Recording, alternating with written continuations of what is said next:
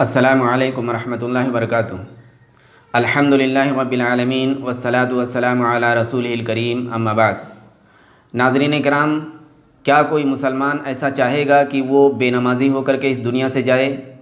بے روزے دار اور فحش کلامی، بد کلامی یا اس طرح سے برا انسان بن کر کے اس دنیا سے جائے؟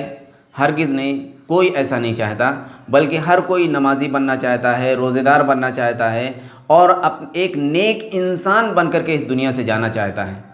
لیکن چاہنے کے باوجود ہم سے یہ نیک اعمال نہیں ہو پاتے، ہم چاہنے کے باوجود نماز نہیں پڑھ پاتے، تو اس کی وجہ کیا ہے؟ دراصل اس کی وجہ دل کا بگڑنا ہے، دل کا بیمار ہونا ہے۔ اب سوال یہ پیدا ہوتا ہے کہ آخر ہم تو چاہتے ہیں کہ ہم نیک بنے رہیں، ہم تو چاہتے ہیں کہ ہمارا دل صحیح رہے، لیکن پھر ہمارا دل بگڑا کیسے؟ پہلے ہم یہ جان لیں کہ یہ دل بگڑتا کیسے ہے، پھر اس کے بعد دل کو سدھارا کیسے جائے گا، دل کا علاج کیسے کیا جائے گا، اس پر ہم گفتگو کریں گے۔ دراصل انسان کا دل انسان کے ایکٹیویٹی پر ہی منحصر ہے۔ جس طرح کی ہماری ایکٹیویٹی ہوتی ہیں شب و روز کی، اسی انداز سے ہمارا دل اپنے آپ کو سیٹ کر لیتا ہے، اپنے آپ کو دھڑکنا اور بلڈ پرووائڈ کرنا اسی انداز سے وہ سیٹ ہو جاتا ہے۔ مثال کے طور پہ اگر کوئی آدمی گانا سنتا ہے، بار بار گانا سنتا ہے، ایسی جگہ چلا گیا جہاں گانے بج رہے ہوں اور بار بار وہ بج رہے ہوں، ایک دل کی ایک کیفیت ایسی آتی ہے کہ گانا سننا اس کو پسند ہونے لگتا ہے، اور ہمارا دل اسی انداز سے سیٹ ہو جاتا ہے کہ ہاں اب گانا بجے گا تو آدمی کو ایک فرحت، ایک خوشی محسوس ہوگی، اور گانا نہیں بجے گا تو آدمی کو بے چینی ہونے لگے گی۔ یہ کیفیت ہے، یہ اس کا مطلب یہ ہے کہ ہمارا دل اسی پر سیٹ ہو چکا ہے۔ اب ہمیں اس کو بدلنے کی ضرورت ہوتی ہے۔ کوئی آدمی گالی گلوچ زیادہ کرتا ہے، کوئی آدمی صرف تجارت کے کام دن بھر کرتا ہے، وہ ذکر و اذکار نہیں کر پاتا، یعنی ذکر و اذکار نہ کرنے کی وجہ سے بھی ہمارا دل بگڑ جاتا ہے، بیمار ہو جاتا ہے، کیونکہ ذکر و اذکار، اللہ کی یاد، یہ دل کے لیے غذا کا کام کرتی ہیں۔ غور کریے گا ناظرین، یہ دل کے لیے غذا کا کام کرتی ہیں۔ آدمی غذا کمزور ہونے سے، غذا نہ ملنے سے یا خراب غذا ملنے سے بھی بیمار ہوتا ہے۔ ٹھیک اسی طریقے سے ہمارا دل بھی، اگر اس کی غذا اس کو نہیں مل رہی ہے تو ہمارا دل بیمار ہو جائے گا۔ ہمارے دل کی فطرت توحید ہے، اور توحید کی غذا، دل کی غذا آسمانی علم ہے۔ اگر آسمانی علم سے ہم اپنے دل کو دور رکھتے ہیں، صرف مان لیجئے ہم گانا نہیں سنتے، ہم بد کلامی نہیں کرتے، ہم گالی گلوچ بھی نہیں کرتے، لیکن ہم دل کی غذا کو روک لیتے ہیں، دل کی جو غذا ہے، تو ظاہر سی بات ہے کسی آدمی کی غذا اگر روک لی جائے اور اس کے بدلے ایسی غذا دی جائے جو اس کو بیمار کر دیتے ہوں، جو اس کو فائدہ نہ پہنچاتے ہوں، تو اس کو بیماری ضرور آئے گی، وہ کمزور ضرور ہوگا۔ تو جو لوگ بد کلامی یا بدگوئی یا غیبت اس طرح کی چیزوں میں نہیں پڑے ہیں، وہ یہ نہ سمجھیں کہ ان کا دل بیمار نہیں ہوگا، ان کا دل بیمار ہوگا اگر وہ اس دل کی، اس توحید کی، اس فطرت کی غذا سے محروم ہیں، تب بھی ان کا دل بیمار ہوگا، اور جب دل بیمار ہوگا تو وہ نماز پڑھنے جائیں گے تو ان کا دل لگے گا نہیں، وہ روزہ بوجھ لگے گا، نیک اعمال ان کو بڑے بھاری لگیں گے۔ تو اب یہ بات سمجھ میں آنی چاہیے، اب ہمیں اس دل کا علاج کیسے ہو؟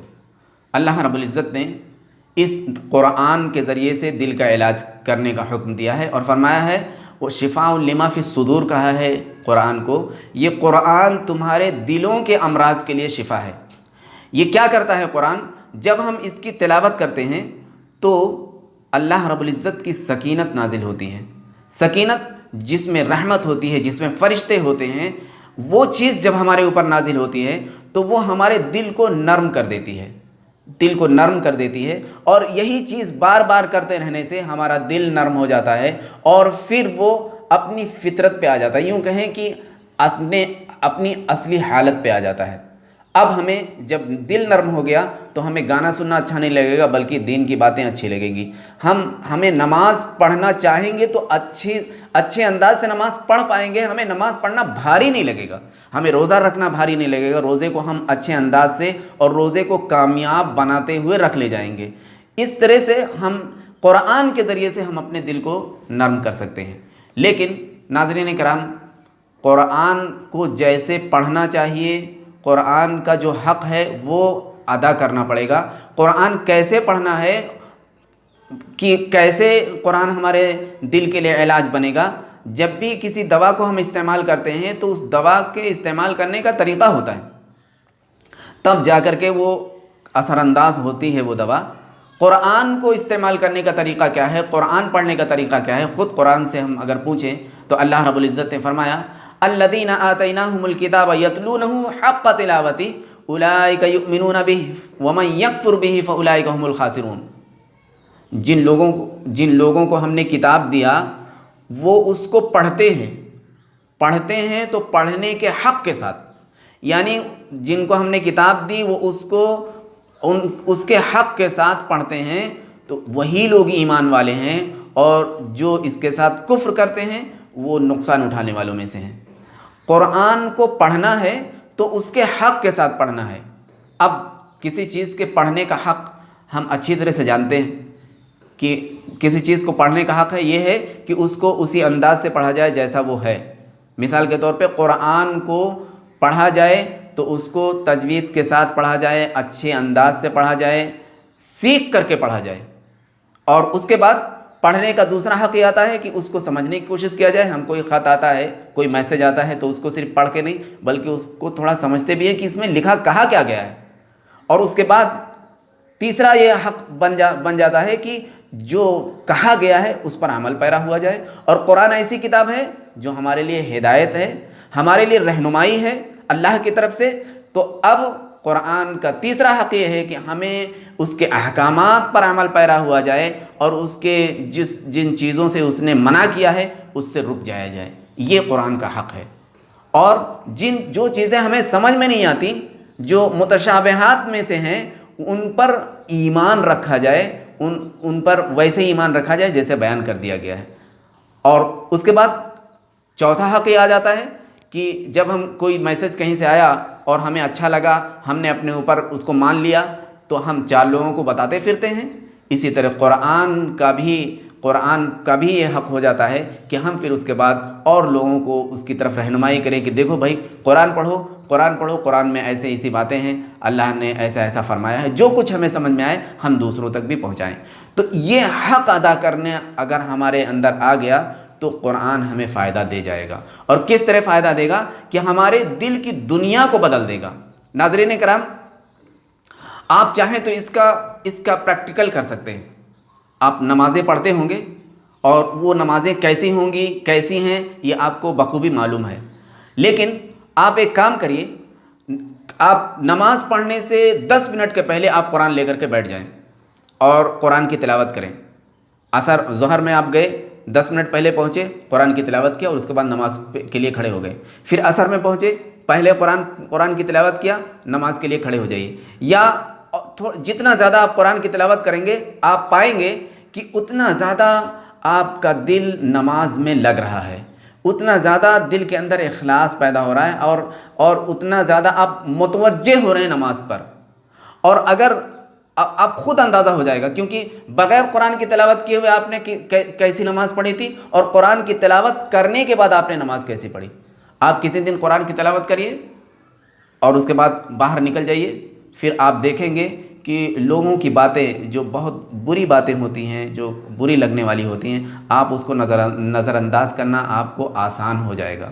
اب اگر کوئی شخص یہ کہے کہ نہیں بھائی میں قرآن بھی پڑھتا ہوں پھر بھی مجھے نماز پڑھنا اچھا نہیں لگتا، مجھے لوگوں کی باتیں بری لگتی ہیں، میرے منہ سے بھی گالی گلوچ نکل جاتا ہے ان کے جواب میں، نیک کام مجھے اچھا نہیں لگتا، تو ایک بات میں یہاں عرض کروں گا کہ جب کبھی کوئی دوا اس کا ڈوز کم ہوتا ہے تب بھی وہ کام نہیں کر پاتی۔ اگر آپ دوا لیتے ہیں، اچھے انداز سے لے رہے ہیں، دوا بھی اچھی ہے اور پھر بھی آپ کے اوپر اثر نہیں ہو رہا ہے تو آپ تھوڑا ڈوز بڑھا دیں۔ ناظرین کرام، ڈوز بڑھانے کی ضرورت ہے۔ ہم قرآن کا پڑھنا تھوڑا بڑھا دیں، قرآن کو لینا تھوڑا بڑھا دیں، وہ ضرور کام کرے گا۔ یعنی کہ جیسا کہ میں نے مثال دیا کہ آدمی جو کام زیادہ کرتا ہے دن میں اس کا دل اسی انداز سے سیٹ ہو جاتا ہے۔ اگر ہمیں اپنے دل کی دنیا کو بدلنی ہے، دل کی عادت کو بدلنا ہے، تو پھر ہمیں نیک اعمال اور قرآن کی تلاوت کو بڑھانا ہوگا کچھ دنوں کے لیے اس کو بڑھانا ہوگا، اور جو دنیاوی کام ہیں، ان کی مشغولیتیں ہیں، ان کو تھوڑا کم کرنا ہوگا، یا فحش چیزیں ہیں، گانے سننا یا الٹے سیدھے مناظر دیکھنا، ان کو ہمیں بالکل سوئچ آف کرنا ہوگا، تب جا کر کے یہ دوا ہمارے لیے کام کرے گی۔ جیسے دوا استعمال کرنے کے ساتھ ساتھ اس دوا کے اثر کو زائل کر دینے والی چیزوں سے بچنا ضروری ہوتا ہے۔ ناظرین کرام، ہم جب ڈاکٹر کے پاس جاتے ہیں تو ڈاکٹر کہتا ہے بھائی دیکھو تمہیں یہ بیماری ہے اور یہ دوا ہے، یہ چیزیں تمہیں استعمال نہیں کرنی ہے، ورنہ کیا ہوگا کہ دوا اتنے اچھے سے کام نہیں کر پائے گا۔ تو ہمیں بھی کچھ دنوں کے لیے ان تمام چیزوں سے جن کی وجہ سے ہمارا دل خراب ہوا، دل بیمار ہوا، ان سے کٹ آف کرنا بہت ضروری ہے، اور پھر ہم اس دوا کے ڈوز کو بڑھائیں، انشاءاللہ یہ دوا ضرور کام کرے گا۔ میں نے ناظرین کرام 13 سال مسجد میں رہ کر کے اس چیز کا مشاہدہ کیا ہے، اور یہ دیکھا ہے کہ وہی لوگ نماز میں کنٹینیوٹی رکھ پاتے تھے، وہی لوگ نماز میں برابر آ پاتے تھے، جن کو میں نے قرآن سے جڑا ہوا پایا، جن کو میں نے قرآن پڑھتے ہوئے دیکھا، جو قرآن والے ہوتے تھے، جو قرآن کی تلاوت کرنے والے ہوتے تھے، وہ نماز میں برابر وہ آنے والے ہوتے تھے۔ یہ میرا مشاہدہ ہے، میں نے دیکھا ہے، اور یہ بات حق ہے۔ آپ چاہیں آپ بھی اپنی مسجد میں مشاہدہ کر سکتے ہیں، جو لوگ قرآن کی تلاوت کرنے والے ہوتے ہیں ان کو جو ہے نماز پڑھنا بھاری نہیں لگتا، ان کو روزے رکھنا بھاری نہیں لگتا، یا ان کے اخلاق و کردار بہتر ہی ہوتے ہیں باقی لوگوں کے مقابلے میں۔ تو ناظرین کرام، ہم چاہیں تو قرآن کو استعمال کر سکتے ہیں، قرآن کے ذریعے سے اپنے دل کو سجا سکتے ہیں، اور اپنے اعمال کو سجا سکتے ہیں، اپنی آخرت کو سجا سکتے ہیں۔ اللہ رب العزت سے دعا ہے کہ ہمیں قرآن پڑھنے والا بنا، اور ہمیں اپنے دل کی دنیا کو بدلنے والا بنا۔ آمین آمین۔ جزاکم اللہ خیرا، والسلام علیکم ورحمۃ اللہ وبرکاتہ۔